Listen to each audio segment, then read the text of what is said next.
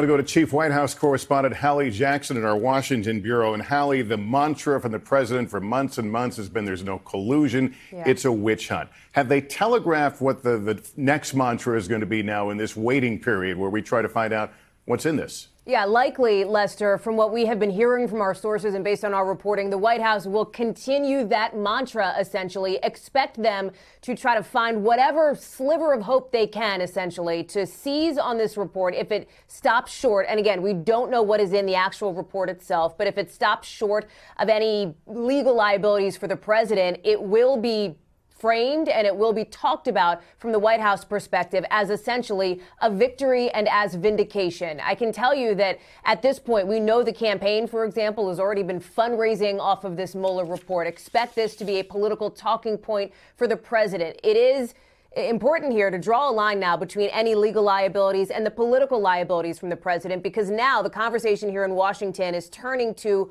what is in this report and when will we get to see it? How much of it will Americans get to see? You have now over on Capitol Hill, the ranking member of the Senate Intelligence Committee, Senator Mark Warner, just in the last couple of moments, calling for as much of the report to be released to the rest of the country publicly as possible. There are parts that people don't get to see because, for example, it involves grand jury information or classified information. And Senator Warner, among other Democrats, to be sure, want to make sure that the report in full is transmitted over to Congress so that lawmakers can see it as well. Bill Barr has said he committed to lawmakers that he wanted transparency, but he would not commit to releasing the full report when he was in his confirmation hearing. And the president has said he wants Americans to be able to see it, but he said it is up to his attorney general to decide when and how much to be able to release to the public. And just to take a beat and step back here, remember, Robert Mueller, right, was appointed in May of 2017, just several months into the Trump administration. It came on the heels of an incredibly chaotic time inside the Trump administration after the firing of former FBI Director James Comey. There had been a series of personnel changes. The president was feeling under pressure after, of course, the departure of his former National Security Advisor, Mike Flynn, who has been caught up in this, that triggering many of these steps. Now here we are 675 days later. The president has railed against Robert Mueller from nearly the very beginning. He has been frustrated. It has triggered the president to send, for example, tweets at times lashing out at not just the special counsel, but people in that orbit as well.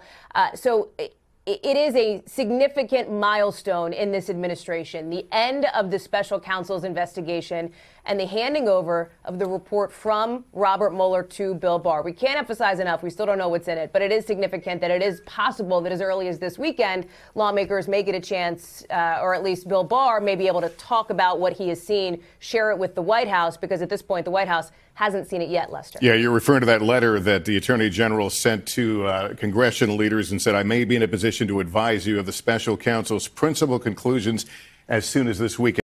Hey, NBC News viewers, thanks for checking out our YouTube channel. Subscribe by clicking on that button down here and click on any of the videos over here to watch the latest interviews, show highlights, and digital exclusives. Thanks for watching.